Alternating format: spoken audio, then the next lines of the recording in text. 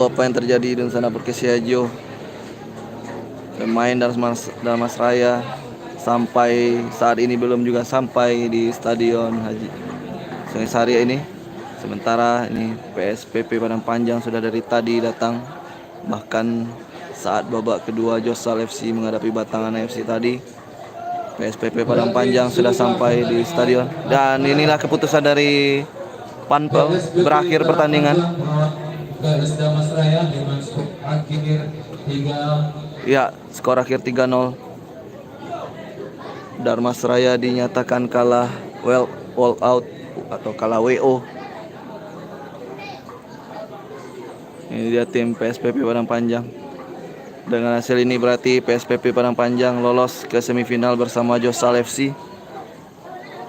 Nomor 1 di grup C PSPP Padang Panjang, diikuti Josal FC di peringkat kedua, dan akan menunggu lawan di semifinal dua tim selanjutnya dari grup D yang baru akan memainkan pertandingan terakhirnya besok.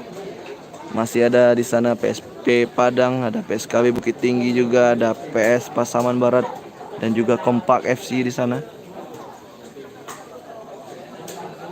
Ini adalah bench pemain untuk Darmas Raya yang seharusnya ada pemain Darmas Raya di sana. Namun saat ini sampai sudah jam 15.58 ini belum juga datang mereka. Sepertinya memang akan berakhir pertandingan.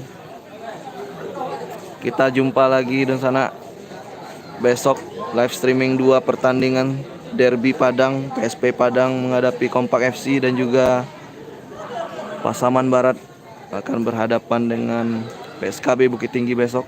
2 pertandingan kita live streaming kembali. Sampai jumpa besok. Kita Perkesiajo pamit dulu. Assalamualaikum warahmatullahi wabarakatuh. Sampai jumpa besok.